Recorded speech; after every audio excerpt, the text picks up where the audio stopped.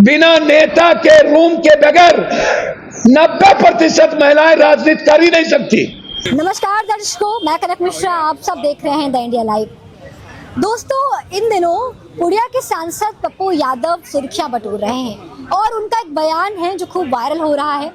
तमाम नेता उनकी इस बयान की निंदा कर रहे हैं। पुड़िया के निर्दलीय सांसद पप्पू यादव ने कहा है कि महिलाओं को राजनीति में आने के लिए 90% महिलाएं किसी भी नेता के बेड तक जाती हैं। और फिर एक बयान आता है कि हॉस्टल वाली जो पटना में पढ़ने वाली लड़कियां हैं उनको नेताओं के सामने परोसा जाता है। तो आज हमारे साथ यहाँ लोग मौजूद हैं, हम उनसे बात करेंगे कि महिलाएं परोसने की चीज है कि महिलाएं पूजने की चीज है। महिलाओं को देवी कहा जाता है और एक तरफ पप्पू यादव कह रहे हैं कि महिलाओं को परोसा जाता है। तो आइए बातचीत करते हैं। लेकिन शब्दों के रूपांतर में व्याख्या का शक्ल, स्वरूप और दहलीज तीनों बदल जाती है। कारण ये है कि पप्पू यादव ने कहा कि जो राजनीति में महिला है उनको नेताओं के कमरे तक जाना पड़ता है।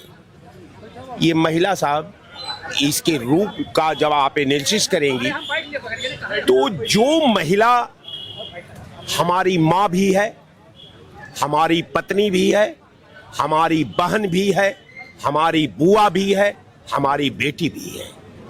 इतना ही तक नहीं है, महिला ही कायनात का सृजन करने की धुरी भी है। और जब अगर महिला सृजन नहीं करती तो काश इस महफिल में न आप होती न मैं होता, कोई नहीं होता। तो कमरे तक जाना महिलाओं का, जो दर्शक है, जो देखने वाले, जो परखने वाले, जो समझने वाले, जिस रूप में तुलसीदास ने लिखा कि जाकी रही भावना जैसी, आप किसी के प्रति जिस तरह की भावना को पाल लोगे वही रूप आपको दिखाई देगा। मैं निश्चित तौर पर आपके चैनल पर कहता हूं कि महिला कोई मनोरंजन और पिकनिक का साधन नहीं हो सकती। महिला इस धारा का सबसे मुख्य धुरी, सबसे पूज्य धुरी, सबसे सृजन का धुरी, सबसे अतीत का धुरी, सबसे वर्तमान का धुरी और सबसे भविष्य का धुरी होती है। अब रह गया सवाल कि भाई अब महिला के बारे में आप सोच कैसे रहे।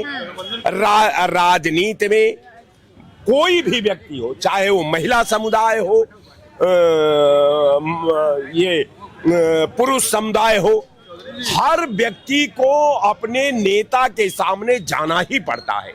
हम हो, आप हो, लेकिन नेता का अर्थ ये नहीं है, नेता उसे विधायक, एमपी, एमएलए नहीं कहा जाता जो नेतृत्व करता है, जो नेतृत्व में के आभा में जो पार्टी के तीनों कालखंड, वर्तमान भी, भविष्य भी और अतीत भी का वो मार्गदर्शन करता है और आवाम को वो दिशा देता है। मैं निश्चित तौर पर मानता हूं कि कोई भी पार्टी का राष्ट्रीय अध्यक्ष हो, चाहे वो छोटा राष्ट्रीय अध्यक्ष हो, बड़ा राष्ट्रीय अध्यक्ष हो, क्षेत्रफल में परिवर्तन हो सकता है, लेकिन संगठन के सामने हर अध्यक्ष के हर उसके ऑर्गेनाइजेशन के लोग पुत्रवत व्यवहार करता है। वो जिस तरह अपने पुत्र का रख रखाव करता है, जिस तरह अपनी बेटी का रख रखाव करता है, जिस तरह अपनी पत्नी का रख रखाव करता है, जिस तरह अपनी बहन का रख रखाव करता है, उसी तरह संगठन के, चाहे वो महिला हो चाहे पुरुष हो, वो सबका एक पिता के मुख्य धुरी बन करके सबका मार्गदर्शन करता है, सबका भविष्य का निर्माण करता है, सबके भविष्य को परिलक्षित करता है और सबको उसके मुकाम तक पहुंचाने में हम भूमिका निभाता है। तो मैं आपके चैनल पर इतना कह सकता हूं कि पप्पू यादव के जो शब्द हैं, जो उनके गाइडलाइन है, जिस पे आप डिबेट कर रही हैं, निश्चित तौर पर मैं मानता हूं कि कोई भी व्याकरण का थोड़ा सा भी ज्ञान रखने वाला व्यक्ति, जो संधि विच्छेद की दहलीज को समझता हो, जो संधि विच्छेद के वर्तमान पैरे को समझता हो, जो वर्तमान पैरे में भविष्य को परिलक्षित करता हो, निश्चित तौर पर मैं मानता हूं कि उसके शब्द जो है महिलाओं के जो आधार बना करके पप्पू यादव के भावनाओं पर हमला किया जा रहा है, उनके राजनीतिक पृष्ठभूमि पर हमला किया जा रहा है, उनके पॉलिटिकल भविष्य पर हमला किया जा रहा है। मैं निश्चित तौर पर आपके चैनल पर कहता हूं कि ऐसे संकुचित सोच का, ऐसे संकुचित व्यवहार का, ऐसे संकुचित जो है किसी व्यक्ति को शब्दों के घेरा में लेकर के उसका पॉलिटिकल मर्डर कराने के लिए मैं उसकी निंदा करता हूं आपके चैनल पर।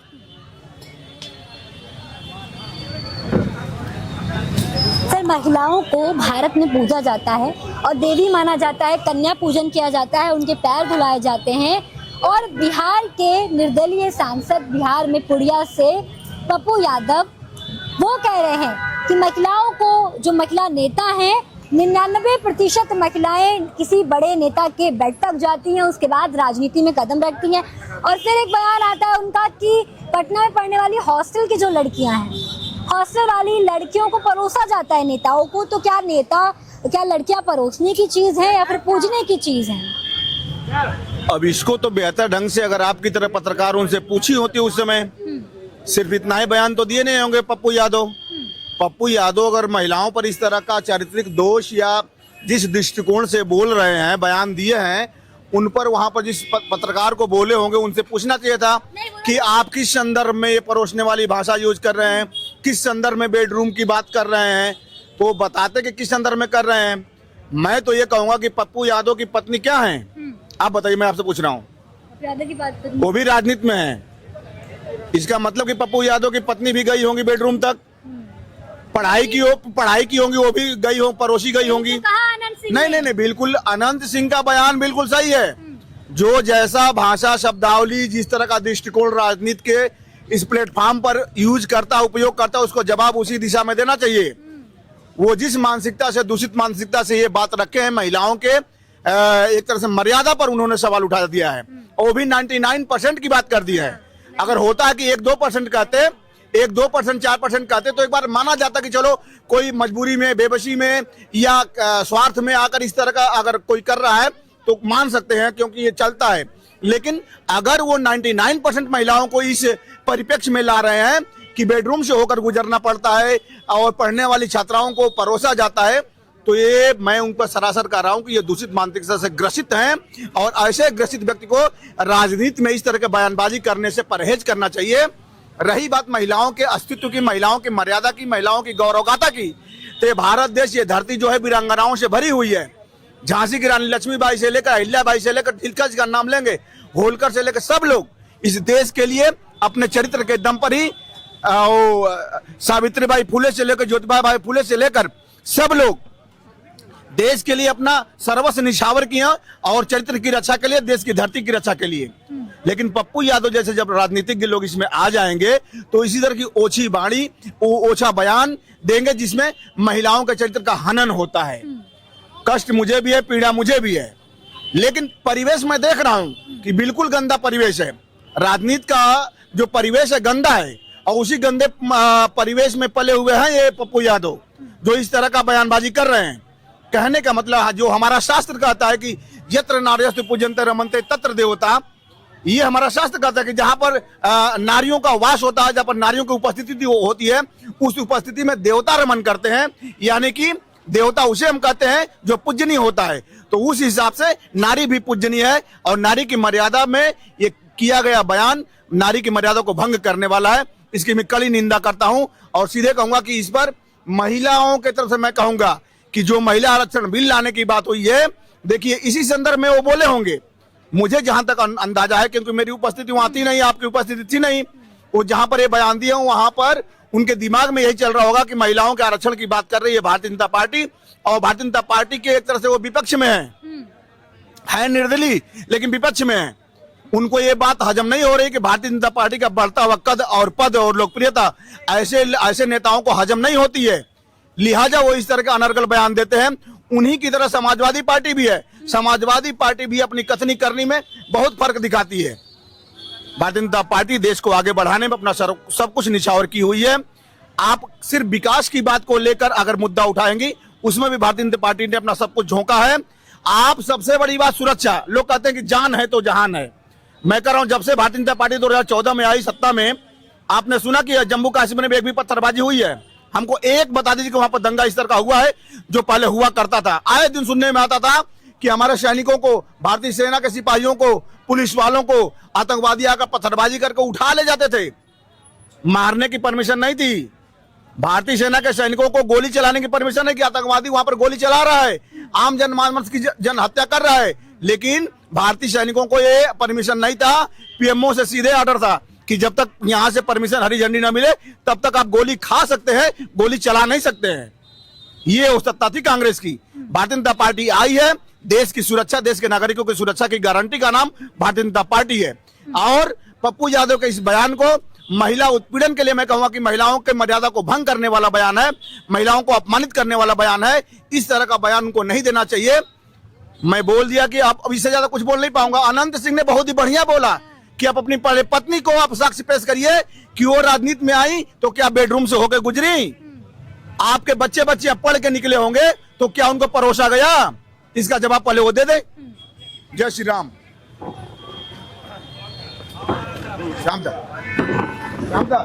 पप्पू यादव सर विवादित बयान दे रहे हैं महिलाओं को लेकर के। आपने तो सुन ही लिया होगा, अभी बात करी मैंने कि उन्होंने क्या कुछ कहा, तो आपकी क्या राय है इस पर?